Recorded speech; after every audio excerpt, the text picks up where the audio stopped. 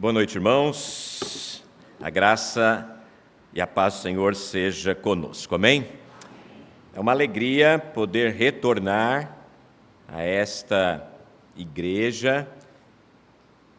Preguei em algum momento, em algum aniversário, alguns anos atrás, não me lembro em que ano, mas era no período que eu estava aqui na primeira igreja batista, e me lembro que estive pregando, agora não lembro que ano foi isso. Com certeza foi antes de 2017, depois de 2013, que foi o período que eu fiquei aqui. Mas é uma alegria poder retornar, e tive aqui outras oportunidades também, e desenvolvemos uma amizade com o pastor Ciro, hoje com o pastor Tiago. Desculpa falar pastor Tiago, a gente fala, né, igual a mim, muitos amigos me chamam de Messias até hoje, porque são amigos de longa data, e o nosso nome não é pastor, né, Tiago? O seu é Tiago, o meu é Messias, ele é pastor, Ciro. Já está no RG dele. Mas é uma grande alegria poder retornar, estar com os irmãos. Hoje Deus tem nos dado o privilégio de pastorear a Igreja Batista Regular Boas Novas, lá na cidade de Diadema, bairro de Piraporinha, para quem conhece a região. Estamos ali, vamos completar 6 anos, no começo do ano, e tem sido uma bênção pastorear aquela igreja, uma pequena igreja, mas que Deus tem abençoado, tem feito crescer, aprender da palavra, tem sido uma bênção estar ali naquela igreja. E está me acompanhando minha esposa Andresa, meu filho Gabriel. Ele falou que não era para eu falar para ele ficar em pé, mas eu vou pedir para que a minha esposa e ele fiquem em pé. Obrigado aí, estão nos acompanhando. Pode sentar. Também uma alegria, além de rever os irmãos, rever alguns queridos irmãos da época em que trabalhei com as missões de Pirapozinho, de Sandovalina, que também estão aí. Uma alegria revê-los, né? Que bênção. Mandei o convite para eles, Tiago, e eles estão aí, né? Que bênção. Alguns irmãos da primeira igreja batista também, que a gente tem uma longa amizade. Muito bem, quero... também falei para o pastor Tiago que eu traria 2 livros que Deus me deu o privilégio de escrever. Um chama Coragem de Permanecer, é um comentário simples, pastoral, no livro de Judas, pequeno. E tem um outro livro que eu escrevi junto com um professor do Seminário Batista, Faculdade Batista Logos, o Seminário Batista Regular de São Paulo. Nós escrevemos juntos um outro livro chamado Redenção na Fronteira, Jesus, a Igreja e os Oprimidos. Então, nós escrevemos esse pela editora Saber Criativo. Eu tenho, está no meu carro, nem trouxe, nem tirei eles do carro, mas se alguém desejar, depois no final eu pego, deixo aí. Se alguém quiser levar, ficar, ler, depois falar, vou ler, depois eu vejo se eu pago ou não, fica à vontade também, não tem nenhum problema.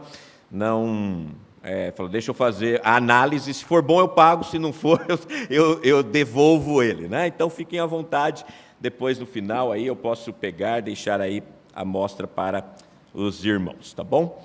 Muito bem. O pastor Tiago me ligou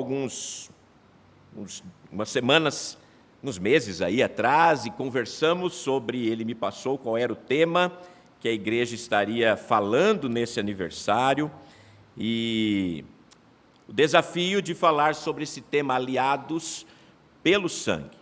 Pensando nesta carta de Hebreus, os versículos 19 até 25, e quando a gente olha para esse capítulo da palavra de Deus e pensa nesse texto, quantas coisas ou quantas avaliações estive fazendo, pensando, relendo o texto, analisando, escrevendo, e é sempre um grande desafio para a gente pregar a palavra de Deus. É sempre um grande desafio para nós, quando pensamos, especialmente quando somos convidados, né, para estar num outro local, numa outra igreja, para dividir com essa palavra que o Senhor tem nos dado e a oportunidade de pensar nesse texto. Então eu convido os irmãos para Hebreus capítulo 10, versos 19. Eu não vou expor todo o texto até o 25, até porque os irmãos seguirão amanhã com este tema. Então vou ficar numa parte desse texto, mas eu quero ler dos versos 19 a 25 para que a gente fique com o texto, né, na nossa mente e até para a sequência das mensagens no dia de amanhã com os irmãos que estarão pregando. Verso 19 em diante, então, do capítulo 10, diz: Tendo, pois, irmãos, intrepidez para entrar no Santo dos Santos, pelo sangue de Jesus, pelo novo e vivo caminho que Ele nos consagrou, pelo véu, isto é, pela sua carne, e tendo grande sacerdote sobre a casa de Deus, aproximemo-nos com sincero coração, em plena certeza de fé, tendo o coração purificado da má consciência e lavado o corpo com água pura. Guardemos firme a confissão da esperança sem vacilar, pois quem fez a promessa é fiel. Consideremo-nos também uns aos outros para nos estimularmos ao amor e às boas obras. Não deixemos de congregar-nos, como é costume de alguns, antes façamos admoestações, e tanto mais quanto vedes que o dia se aproxima.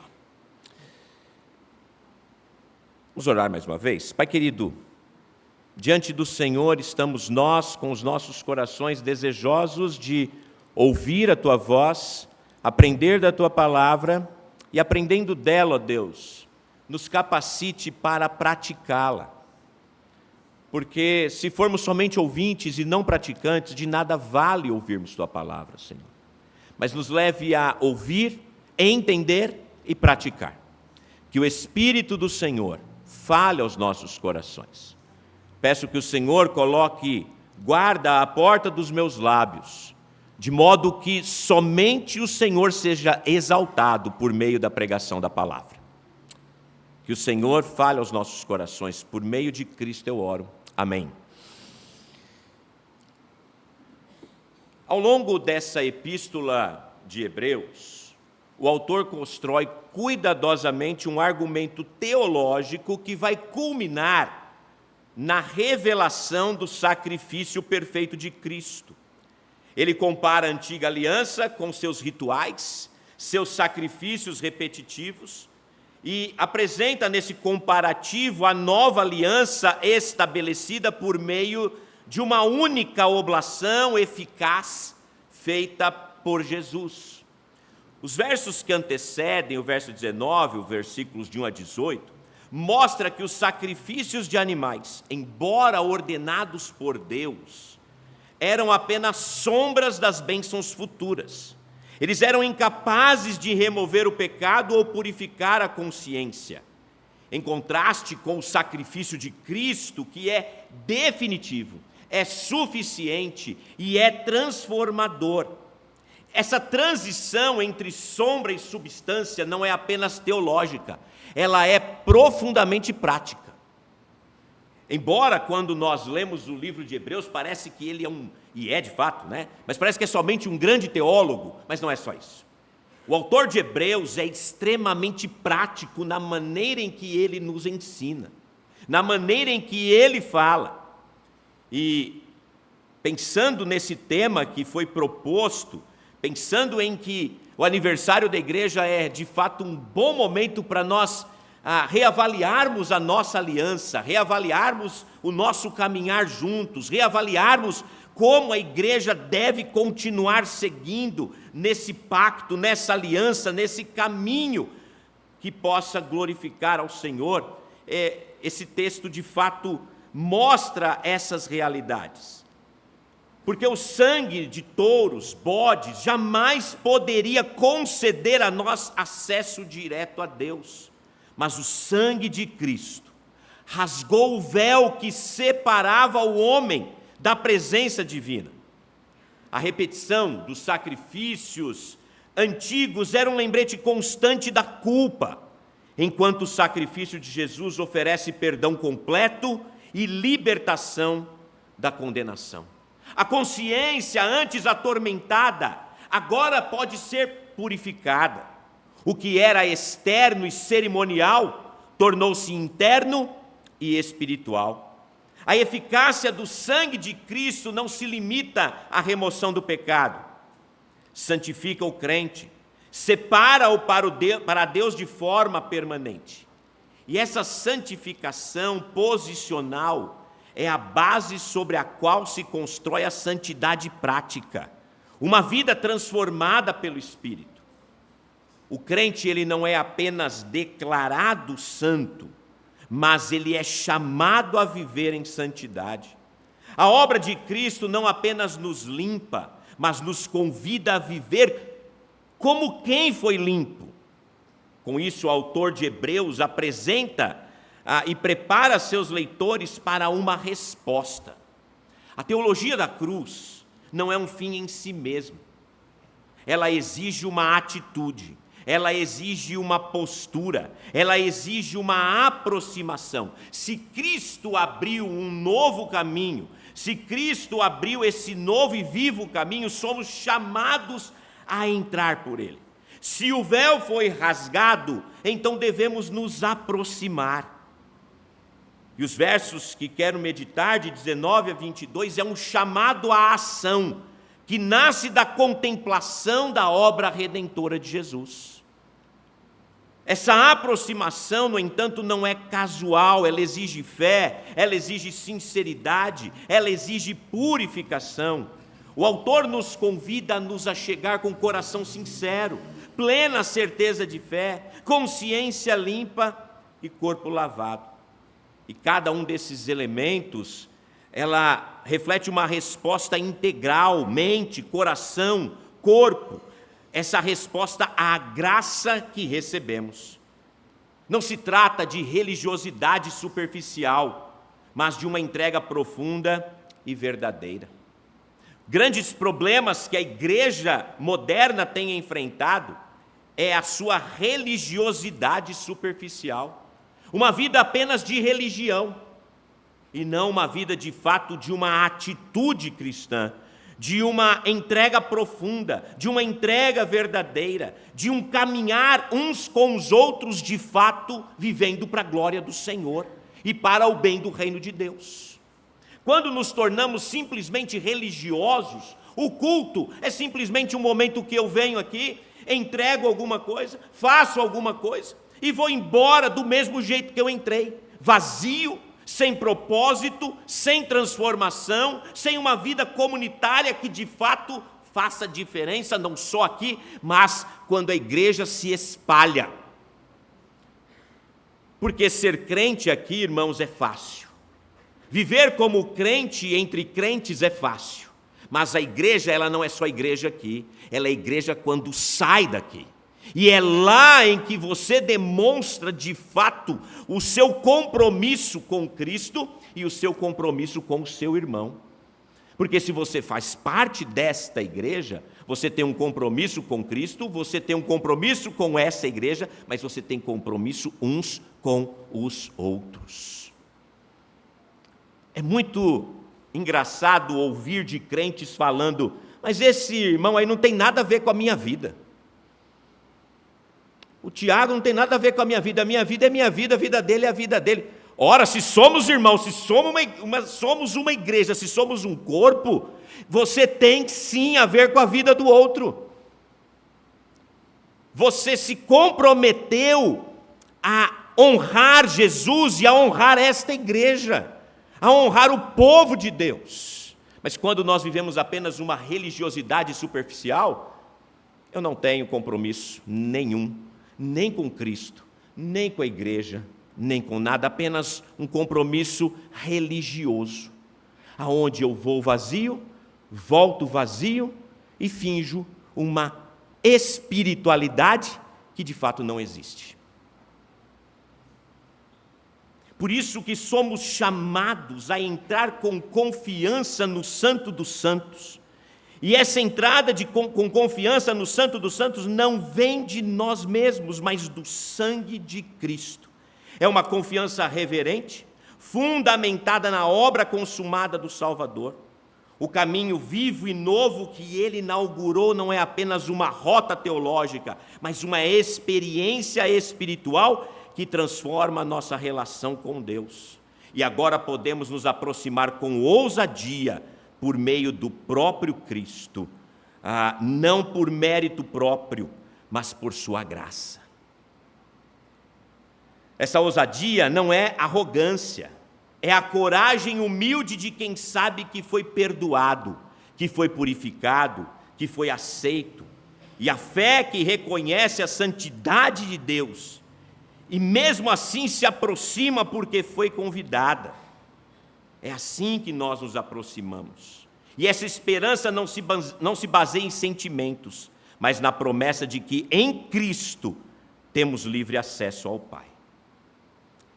Então, portanto, esse texto de Hebreus 10, 19 a 22 não é apenas uma transição literária, mas é um portal espiritual. O autor de Hebreus, depois de contemplar o sacrifício perfeito de Cristo, nos convida a entrar.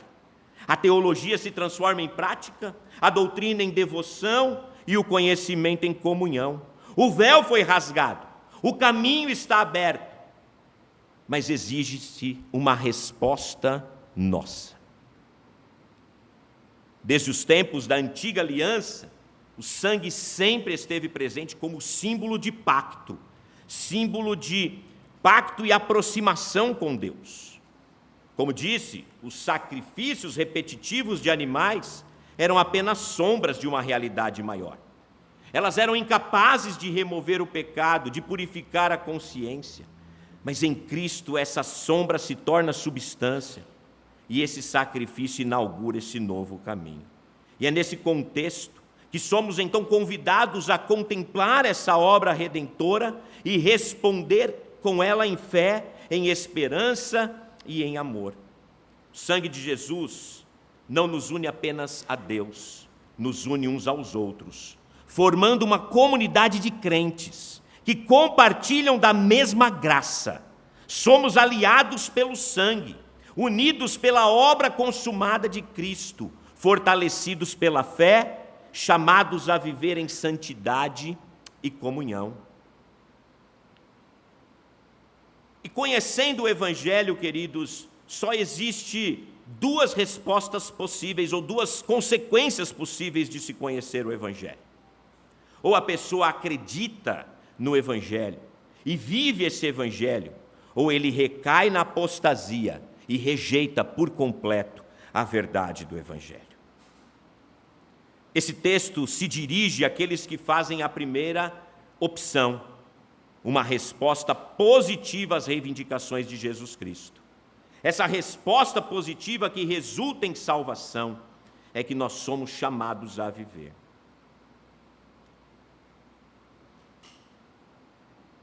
E é justamente nesse ponto que surge esse tema, aliados pelo sangue. Aqueles que escolheram ou foram escolhidos e creram, tornam-se unidos pelo sacrifício de Cristo, formando uma aliança espiritual marcada pela fé, sustentada pela esperança e vivida no amor. Não somos apenas indivíduos que receberam a salvação, mas uma comunidade de irmãos que compartilham da mesma graça e caminham juntos como aliados. E há algo que nos une: o sangue de Cristo. O sangue de Cristo. O sangue do Cordeiro. Por isso, afirmo nessa noite que o sangue de Cristo não apenas nos redime, mas nos torna aliados pelo sangue. Se o sangue nos redime, o sangue de Cristo nos redime e nos une, então essa união exige uma resposta prática. Não somos apenas salvos individualmente, mas somos chamados a viver como uma comunidade que estão aliados por algo maior, o sangue do Cordeiro. o sangue do Cordeiro. Surge, portanto, uma pergunta: como devemos viver essa realidade? E aqui, agora que eu entro no texto, esqueci de perguntar tempo, agora já foi, azar de vocês.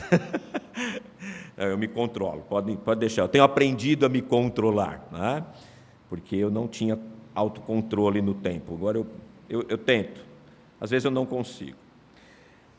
Mas a primeira base sobre a qual nós podemos nos aproximar a Deus de Deus com fé, então é o sangue de Jesus. Então nós somos chamados a nos aproximar a Ele com fé. E eu quero trabalhar essa parte nesse texto esta noite. O lugar santo do tabernáculo ou do templo representava a presença especial de Deus.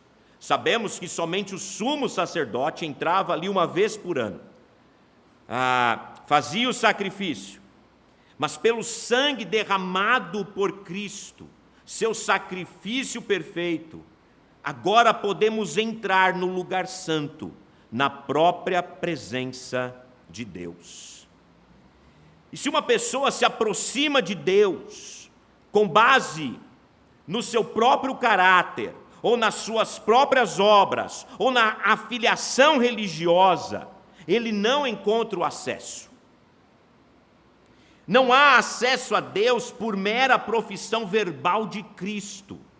O próprio Senhor Jesus disse: nem todo o que me diz Senhor, Senhor, entrará no reino dos céus, mas aquele que faz a vontade de meu Pai que está nos céus. Muitos me dirão naquele dia: Senhor, Senhor, não profetizamos em teu nome, e em teu nome não expulsamos demônio, e em teu nome não fizemos muitos milagres? Então lhes direi: nunca vos conheci, afastai-vos de mim, vós que praticais a iniquidade. Todas as ações que Jesus cita nesse texto parecem ser boas, mas não foram feitas realmente em seu nome, não foram realizadas por meio da fé em Deus e de seu poder. Assim também, queridos irmãos, nós não entramos na presença de Deus pelos nossos próprios méritos, nós não entramos na presença de Deus por aquilo que eu faço. Não é o que eu faço que me garante o acesso a Deus, é o que Ele fez por mim que garante o meu acesso a Ele. Não são os meus méritos que me fazem a chegar a Ele, mas foram os méritos de Cristo que me permitem agora com ousadia entrar no Santo dos Santos. Veja, portanto, irmãos, que não é o que você faz, não é o que você tenta fazer, mas é o que Ele fez. Por isso, podemos dizer, como a palavra de Deus diz: não a nós, Senhor, não a nós, mas ao teu nome seja a glória. Porque não foi o que eu fiz, e se eu for pensar no que eu fiz e no que eu faço, sem a graça de Cristo, irmãos, eu não merecia nada além do que a perdição eterna, o inferno eterno. Se não fosse a graça, a misericórdia do Senhor me chamando, me tirando dos mortos, quem seria eu? Apenas mais um perdido nesse mundo, sem a redenção de Jesus. Então o que me faz chegar diante de Deus não é o que eu fiz, nem o que eu sou, mas é o que Ele fez e o que Ele é. E então agora, revestido do sangue de Cristo, eu chego diante do Senhor, diante da sua presença, não por nenhum outro intermediário, mas somente pelo sangue de Cristo, que nos torna irmãos, que nos torna família, que nos torna aliados, que nos torna membros uns dos outros.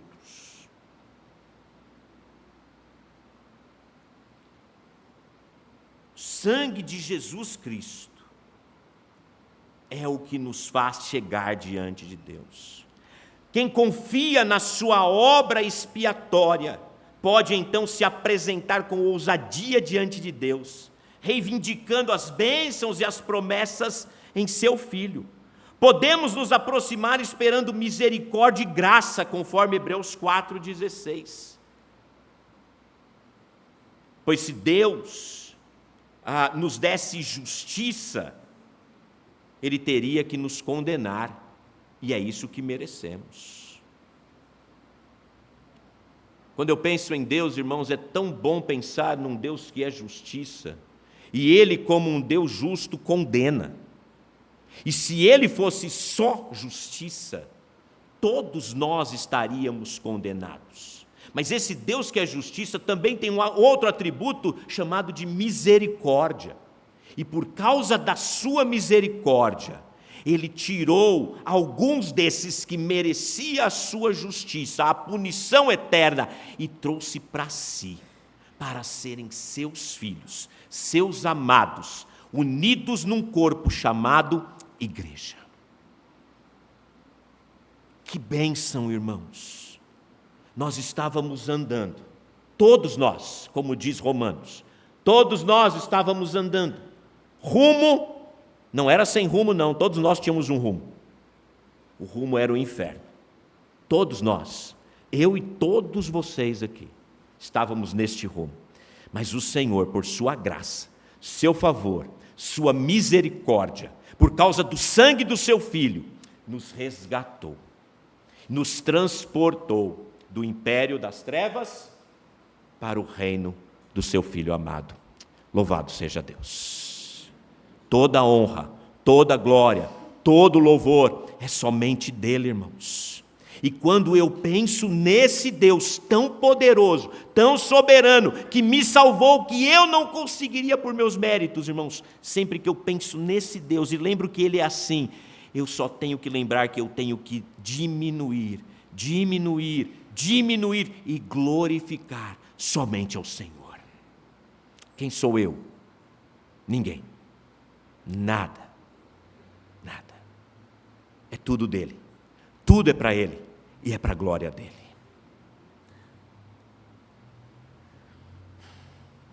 Não há nada, irmãos, mais claro nas Escrituras ou comovente sobre a graça de Deus do que a parábola do filho pródigo. Na verdade, irmãos, o filho que ficou em casa, eu acho que ele era mais pródigo do que o que saiu de casa. Ele não aceitou a graça, ele não aceitou a misericórdia, na verdade ele rejeita a misericórdia do pai. Porque ele achava que porque ele era o filho que ficou em casa, que estava ali, ele merecia ser recebido pelos seus méritos. Mas o filho que abandonou tudo, que foi viver uma vida devassa, esse voltou arrependido, quebrantado, chorando. Mas foi o amor do pai, não o mérito do filho que proporcionou esse acolhimento. O filho voltou por desespero, mas voltou. E o pai é quem o acolhe. É o pai quem providencia todas as coisas. Então esse conceito de se aproximar de Deus, quando Hebreus fala aqui, irmãos, é um conceito revolucionário para os judeus, e ele ainda o é para nós nos dias de hoje, porque quando Adão pecou, Deus o expulsou do jardim, e impediu a entrada novamente, e todos os homens foram proibidos, sob pena de morte, de entrar na presença do Santo dos Santos, mas agora o autor diz que o sangue de Jesus apagou a espada flamejante, rasgou o véu do Santo dos Santos. Se você vier por meio dele, não apenas poderá entrar na presença de Deus, mas poderá fazê-lo em confiança. O caminho de Jesus à presença de Deus é um caminho novo e vivo. A antiga forma não levava nem mesmo à presença simbólica de Deus, muito menos à sua presença real. Mas a nova forma nos leva até lá, através do véu, isto é, por sua carne. Por isso, irmãos, que a salvação e a graça sempre foi pela fé, nunca foi por méritos, nunca foi por obras, nunca foi de maneira legal, nunca foi pela lei. Ninguém no Antigo Testamento foi salvo pela lei, Ninguém no Novo Testamento será salvo por obras. Todos são salvos somente pela fé, através da graça. Não há outro meio. Sempre foi assim. Sempre foi assim. A salvação sempre foi uma obra de Deus. Sempre foi uma obra de Deus. E o sangue de Jesus permite que aqueles que creem entrem e permaneçam para sempre nele. A palavra novo do versículo 20, prospatos, é usada apenas uma vez em todo o Novo Testamento. É o que é chamado de rapax legomena. Uma única vez essa palavra é usada em todo o Novo Testamento. E o significado original dessa palavra era recém-abatido. Ou seja, Jesus é o novo caminho, o sacrifício recém-abatido que abre acesso a Deus.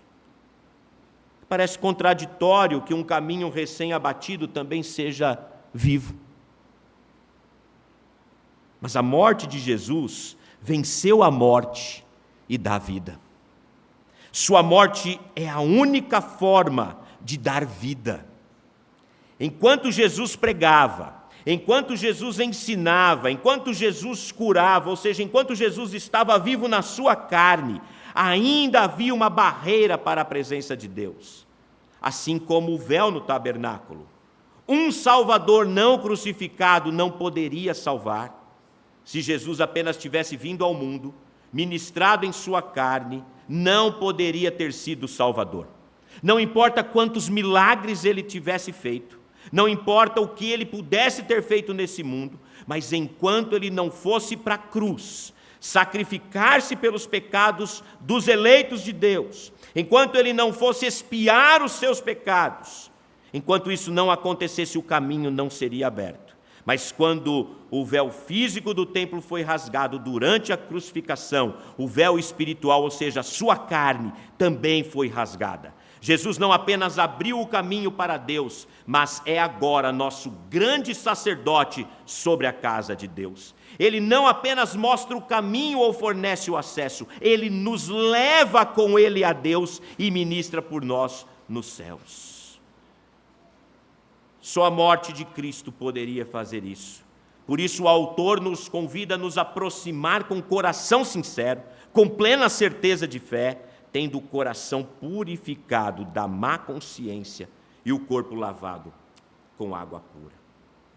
Ele diz para nos aproximar com sinceridade, que significa genuíno, sem superficialidade, sem hipocrisia, sem segundas intenções. Aproximar-se de Deus com plena certeza requer compromisso genuíno. A nação de Judá, muitas vezes, se aproximava de Deus sem um coração sincero. Lá em Jeremias 3,10 diz: Judá não voltou para mim de todo o seu coração, mas sim com falsidade, diz o Senhor. Mas um dia viria um que mudaria esse povo.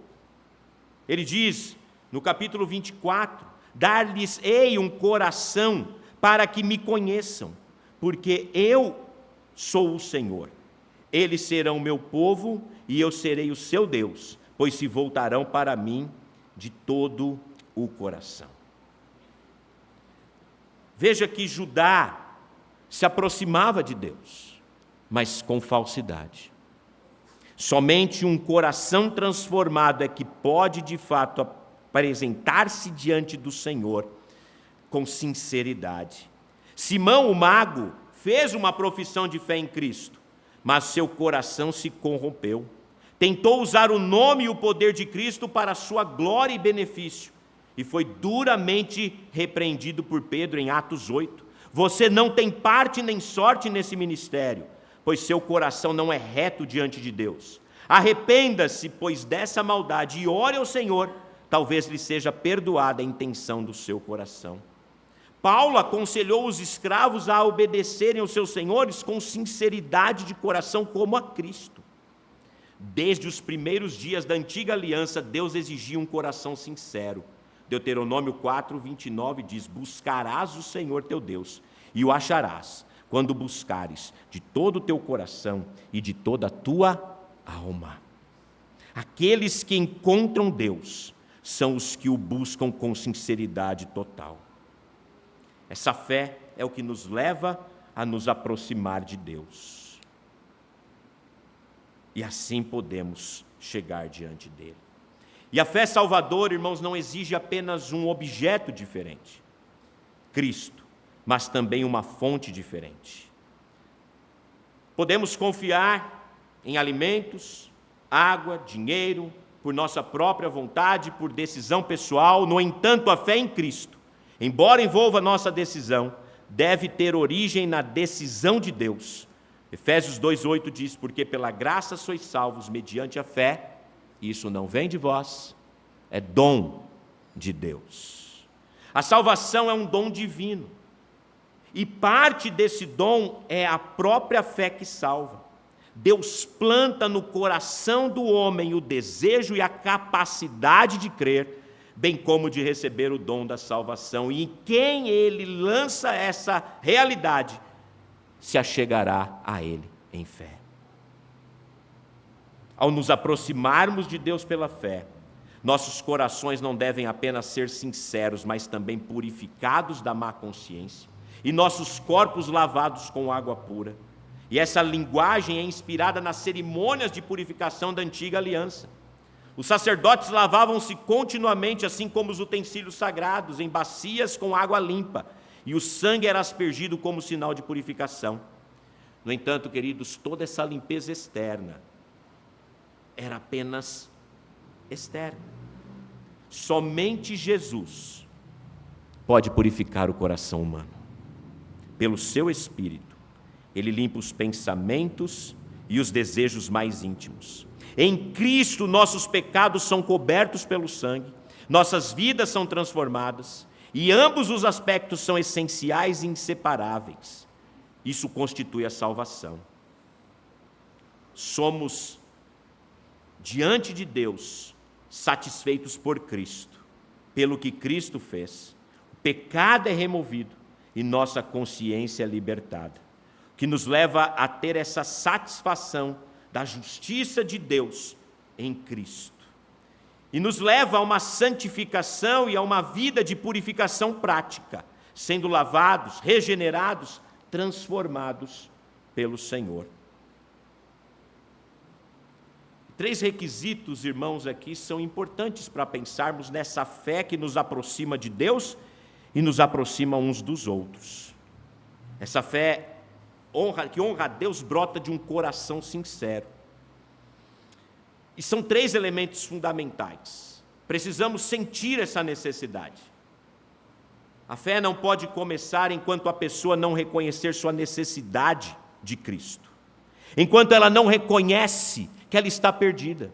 Enquanto ela não reconhece que ela não tem salvação. Enquanto ela não reconhece que ela é pecadora.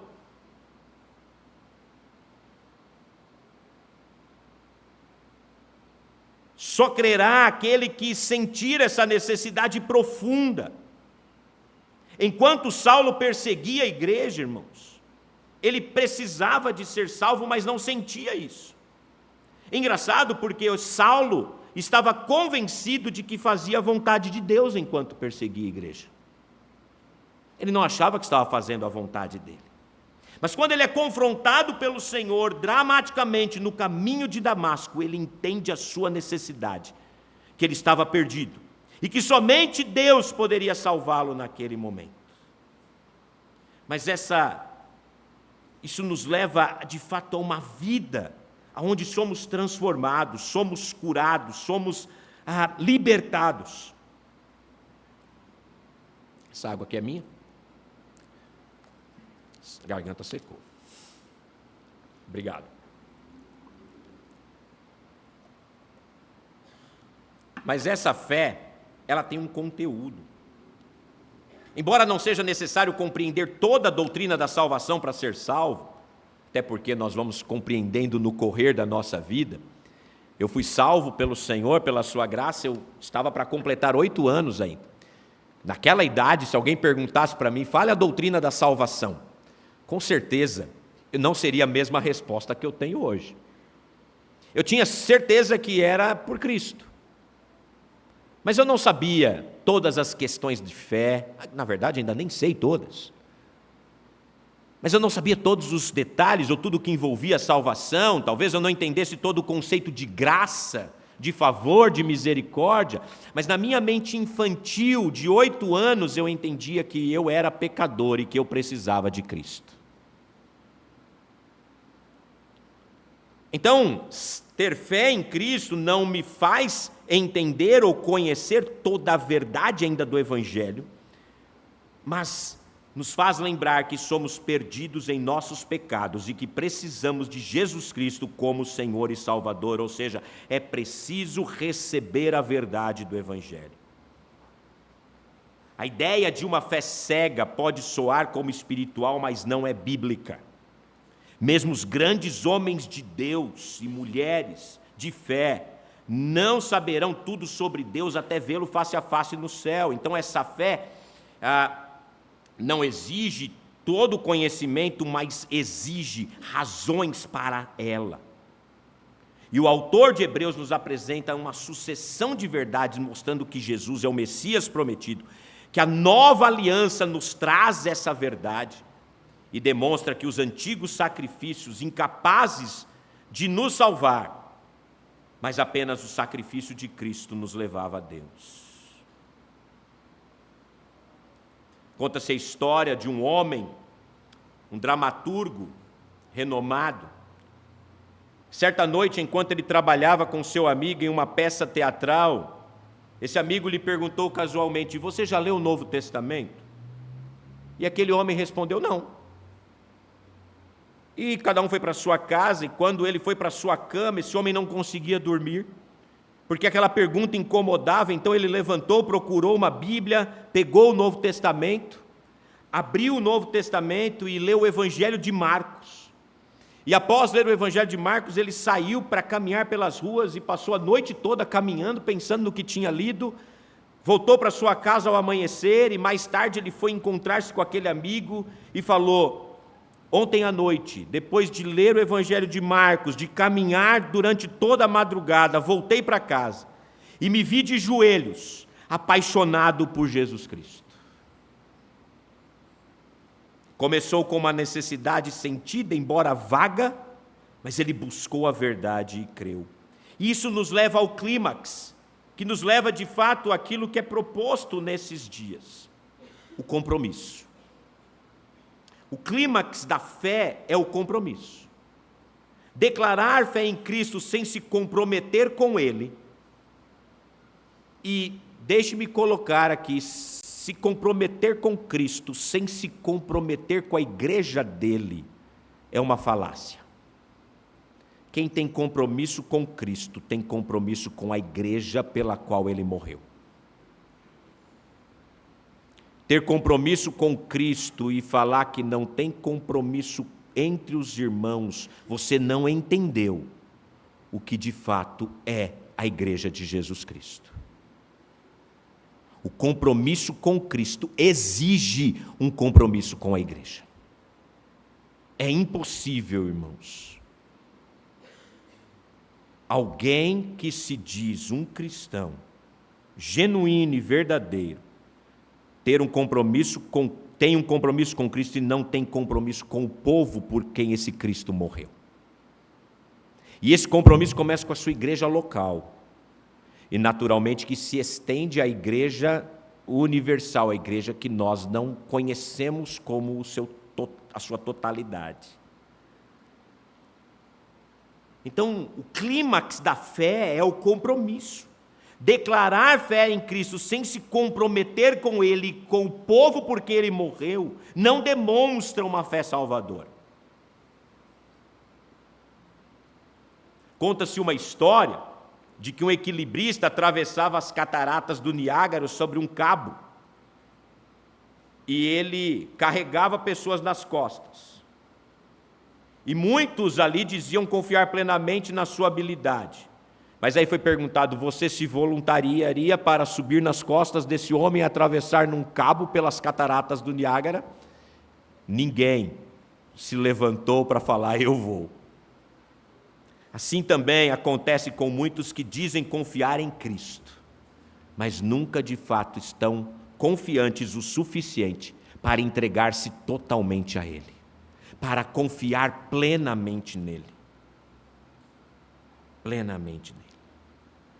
O sacrifício perfeito de Cristo, irmãos, deve nos levar a um compromisso.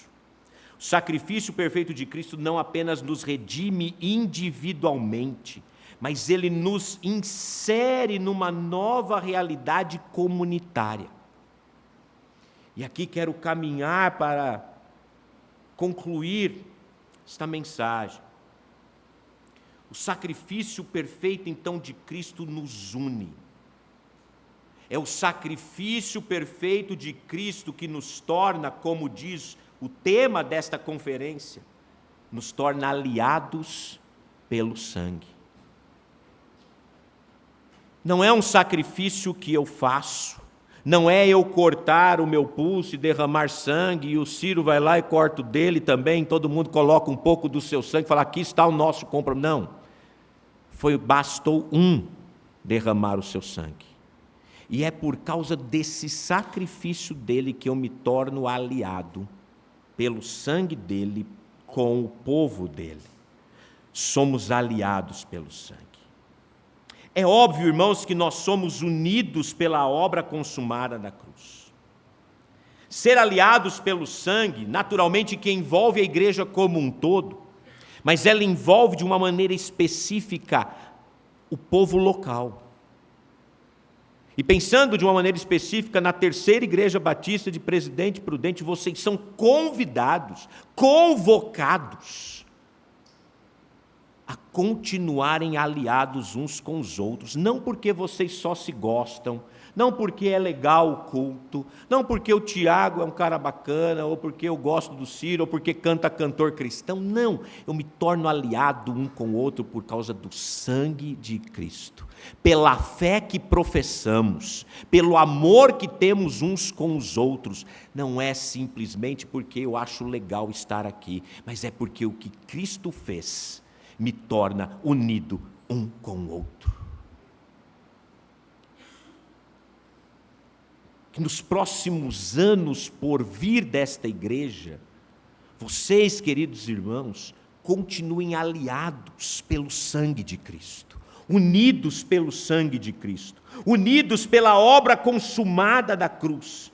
Que você não seja apenas um mero espectador da graça, mas um participante ativo dessa aliança eterna. Essa união que chama a viver em fé, sustentada pela esperança e expressa no amor, como o corpo de Cristo que caminha junto. O véu foi rasgado, o caminho está aberto. E agora, diante disso, qual é a sua resposta? Qual deve ser a sua resposta? Viver como irmãos, que compartilham da mesma graça, que são fortalecidos pelo mesmo Espírito, que são comprometidos com a mesma missão. Em Cristo, não somos mais isolados, somos aliados, selados pelo sangue que nos une para sempre. Todos nós que estamos em Cristo estamos nessa aliança. Mas em maneira especial, se Deus te chamou neste lugar, para você andar de conformidade com as verdades que Ele deu, de acordo com a perspectiva bíblica que esta igreja vive, você é chamado a renovar a cada dia esse pacto, essa aliança com os seus irmãos. Eu sei que isso vai ser explorado melhor amanhã. Então não quero entrar nessa seara hoje, mas já deixar aí como é que é quando a gente conta o spoiler, né? Deixar o spoiler aí para vocês, né? Mas vocês são convidados agora, mais uma vez, a se renovar. A renovar essa aliança que foi feita na cruz. Lá na cruz, quando Cristo derramou o seu sangue, e Ele não derramou sangue em vão, ali, quando Ele derramou o seu sangue, Ele derramava por você. Ele derramava por cada crente que foi chamado nesta igreja para servi-lo, para honrá-lo, para andar de mãos dadas uns com os outros. A igreja perfeita, irmãos, só será no céu. Aqui permaneceremos imperfeitos. Falharemos em alguns momentos. Nos entristeceremos em outros. Mas, na verdade, irmãos, nós somos chamados por Cristo. E o sangue de Cristo não nos faz olhar essas minúcias, mas nos faz caminhar juntos por causa da verdade da palavra de Deus. Irmãos, eu quero terminar com uma palavra, embora acho que já tem aí mais de 8 anos que eu estive aqui, mas eu sei, irmãos, eu sei que vocês são privilegiados como igreja. Vocês têm homens que pregam a verdade da palavra de Deus aqui neste púlpito. Eles não pediram para eu falar nada disso, irmãos. Estou falando porque eu conheço. Quando eu voltei para São Paulo, minha grande dificuldade, eu não voltei para pastorear uma igreja. A minha grande dificuldade era achar uma igreja aonde eu seria permeado pela palavra de Deus. E essa era a minha preocupação. Quando eu voltei para São Paulo, eu falei para Andrés, precisamos achar uma igreja aonde possamos ser ensinados pela palavra e termos comunhão com aquela igreja. Pipocamos em vários lugares, tentando conhecer aqui e ali. Fomos em muitas igrejas sérias, irmãos, de homens sérios. Mas eu tinha que andar 40 quilômetros para chegar lá. 40 quilômetros aqui, no interior, a gente faz aí, o quê? Meia hora na estrada. Os 40 quilômetros de São Paulo, irmãos, mesmo num domingo, vai mais de 1 hora essa brincadeira. Deus nos deu uma igreja 8 quilômetros depois. Era 20 minutos de casa. Podemos ficar quase 1 ano lá, sendo ensinados pela palavra de Deus. E vocês têm aqui o privilégio, irmãos, de ter homens fiéis às Sagradas Escrituras. Então eu concluo dizendo, permaneçam firmes com o Senhor, com esta igreja, aliados uns com os outros pelo sangue de Cristo, vivendo para a glória de Deus, anunciando o Evangelho verdadeiro e desejando que aqueles a quem o Senhor chamou nesta cidade possam ouvir o Evangelho e crer para a glória do nome do Senhor, e que vocês possam viver aliados pelo sangue de Cristo, honrando o Senhor acima de tudo e ouvindo com atenção e respondendo com alegria a palavra pregada para a glória de Deus. Que assim o Senhor os abençoe e lhes dê mais 36, mais 72, que é o dobro, é isso? Estou bom de matemática ainda? Não é minha área, mais 72, ou seja, que essa igreja continue firme no Senhor, até que Cristo a chame, para vivermos todos juntos, aí sim, todos juntos, aliados, lá na glória, pelo sangue de Cristo, aqueles que foram chamados e escolhidos pelo Senhor, lá estarão. Amém? Que Deus assim nos abençoe. Pastor?